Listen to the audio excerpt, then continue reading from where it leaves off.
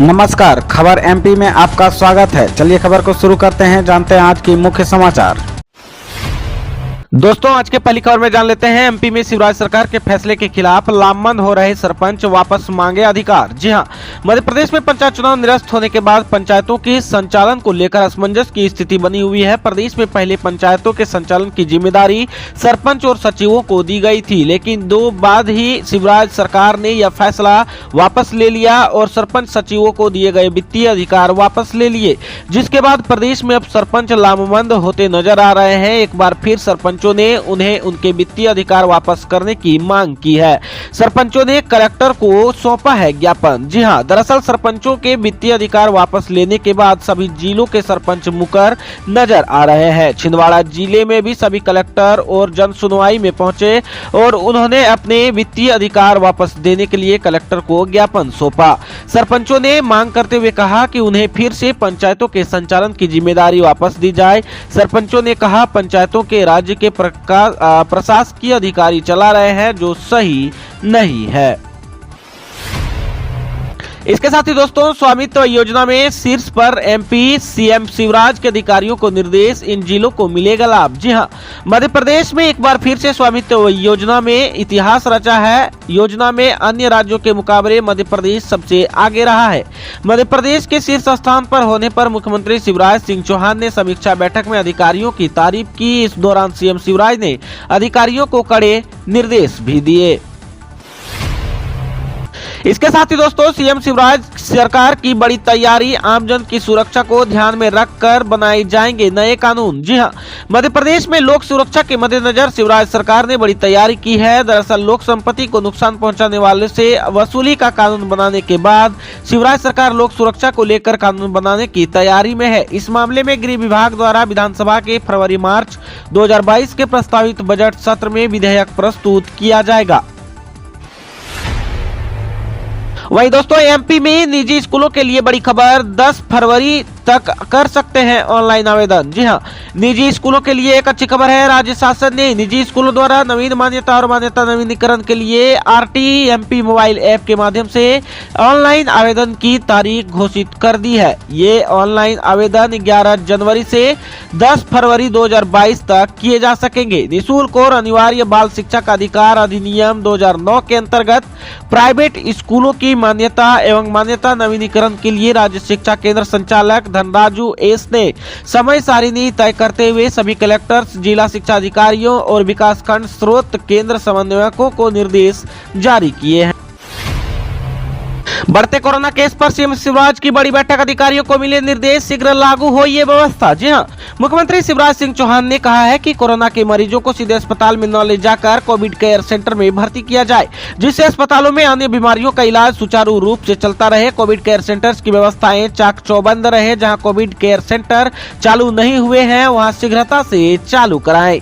CM Shivraj बीते दिन को मंत्रालय में कोरोना नियंत्रण एवं उपचार की व्यवस्थाओं की समीक्षा कर रहे थे। सीएम शिवराज ने सीहोर जिले के प्रभारी अधिकारी जॉन किंग्सली को सीहोर में सभी छोटे छोटे कोविड केयर सेंटर चालू करने के निर्देश दिए। उन्होंने बुधनी में 300 बिस्तर के कोविड-19 सेंटर की स्थिति तुरंत देखने के निर्देश दिए।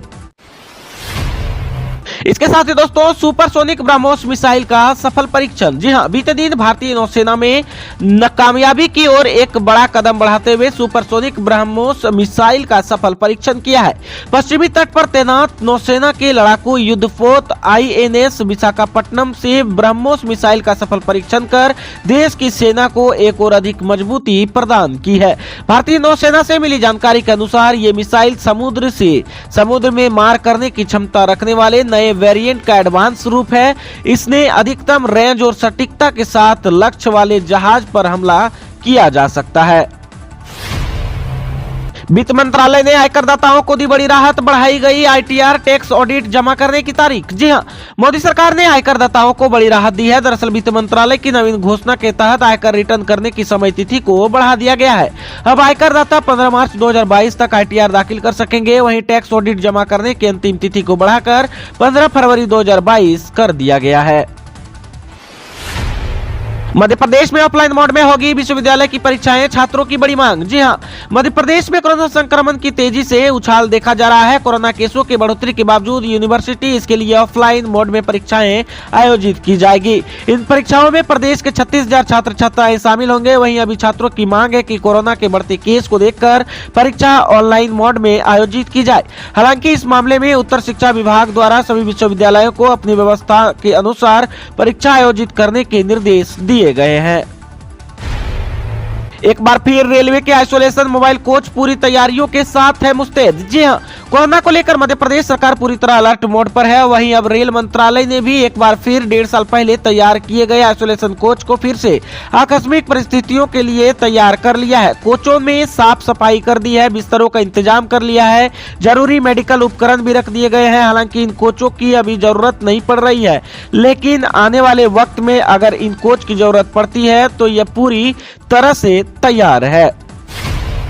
अब इन किसानों को लौटानी पड़ेगी पीएम किसान की 10वीं किस्त। कई अपात्र ले रहे योजना का लाभ। जी हां, देश भर में प्रधानमंत्री नरेंद्र मोदी द्वारा 1 जनवरी 2022 को किसानों को बड़ी राहत दी गई थी। दरअसल प्रधानमंत्री किसान सम्मान निधि योजना के तहत 1 जनवरी 2022 को किसानों के खाते में पीएम किसान 10वीं किस्त की रकम भेजी गई थी। वहीं अब 7 लाख से ज्यादा हो अपात्र किसानों को वह रकम सरकार को वापस लौटानी पड़ेगी। ऐसा नहीं करने पर विधानसभा चुनाव के बाद अपात्र किसानों के खिलाफ नोटिस जारी किया जा सकता है। वही दोस्तों, शिवराज सरकार की बड़ी तैयारी, 5 लाख युवाओं को मिलेगा रोजगार, सभी जिले होंगे लाभान्वित। जी हां, मध्य प्रदेश के युवाओं के लिए खुशखबरी है। युवाओं के रोजगार के लिए सीएम शिवराज सरकार ने बड़ी तैयारी की है। इसके तहत आज को स्वामी विवेकानंद जयंती पर सभी जिलों में रोजगार मेले का आयोजन किया जा रहा है। इसके तहत 5 लाख से ज्यादा युवाओं को रोजगार मिलेगा। सभी जिला मुख्यालयों पर भी रोजगार मेले लगेंगे, जहां युवाओं को रोजगार के लिए शासन के विभिन्न विभागों और केंद्र शासन की संचालित योजनाओं में हितग्राहियों को ऋण राशि के स्वीकृति पत्र प्रदान किए जाएंगे।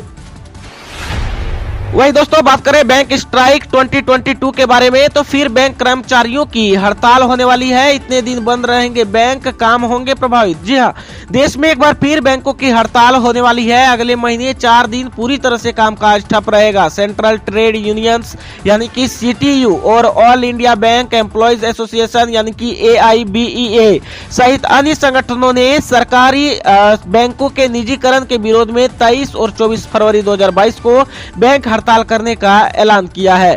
इस हड़ताल में देश भर के सभी सरकारी और प्राइवेट बैंकों के कर्मचारी शामिल होंगे। सीएम शिवराज के निर्देश, शीघ्र भरे विभाग के रिक्त पद, वित्तीय वर्ष में 7,000 करोड़ राजस्व मिलने की संभावना। जी हां, मध्य प्रदेश में खनिज संपदा और राजस्व प्राप्ति को लेकर सीएम शिवराज खनिज विभाग के कार्यों की समीक्षा बैठक कर रहे थे। इस दौरान उन्होंने खनिज संपदा का वैज्ञानिक दोहन कर उनसे रोजगार प्रदान करने के लक्ष्य में तेजी लाने के निर्देश दिए हैं। इसके अलावा उन्होंने खनन विभाग में रिक्त पदों की पूर्ति की प्रक्रिया शुरू करने के भी निर्देश दिए हैं, जिसके बाद अब खनिज साधन विभाग में रिक्त पदों पर भर्ती प्रक्रिया शुरू की जाएगी। वही दोस्तों, बात करें मध्य प्रदेश में कोरोना अपडेट पर, तो एमपी में बीते 24 घंटे में 2857 नए पॉजिटिव एक्टिव केस, 10,000 पार। इन जिलों में बिगड़े हालात, सीएम का बड़ा बयान। जी हां, बीते दिन को आए 2857 नए केसों में सबसे ज्यादा इंदौर में सबसे ज्यादा, इसके बाद 948 केस भोपाल में, 562 केस मिले हैं, ग्वालियर में 333 और जबलपुर में 242, उज्जैन में 124 और उमरिया में 19, खरगोन में 25 और होशंगाबाद में 24 नए संक्रमित मिले हैं। बाकी अन्य जिलों से सामने आए हैं। प्रदेश के अब 50 जिलों में संक्रमण फैल चुका है। अब सिर्फ मंडला और पन्ना 2 जिलों में अभी एक्टिव केस नहीं है। इधर कमलनाथ के OSD की भी रिपोर्ट पॉजिटिव आई है, जिसके बाद उन्हें भोपाल के चिरायू अस्पताल में भर्ती करवाया गया है। 16 जनवरी को जबलपुर में होने वाला राष्ट्रीय स्वयं सेवक संघ का होने वाला कार्यक्रम भी इसी वजह से स्थगित कर दिया गया है। वही दोस्तों, आज के आखिरी खबर में बात करें मध्य प्रदेश के मौसम अपडेट पर, तो मध्य प्रदेश के 13 जिलों में बारिश के आसार, कोहरे और शीतलहर का भी अलर्ट जारी। जी हां, वेदर सिस्टमों के कमजोर पड़ने से मध्य प्रदेश में बारिश की रफ्तार धीमी हो गई है, लेकिन ठंड से ठिठुरन बढ़ा दी है। पिछले 24 घंटे में सीधी, सिवनी, नौगांव और मंडला में बौछारें देखने को मिली। वहीं बीते दिन को एमपी मौसम विभाग ने 11 जिलों में गरज चमक के साथ बारिश की संभावना जताई है। वहीं 1 दर्जन जिलों में शीतल दिन और कोहरे के छाने के आसार हैं। इसके चलते येलो अलर्ट जारी किया गया है और 16 किलोमीटर प्रति घंटे की रफ्तार से हवाओं के चलने की संभावना है।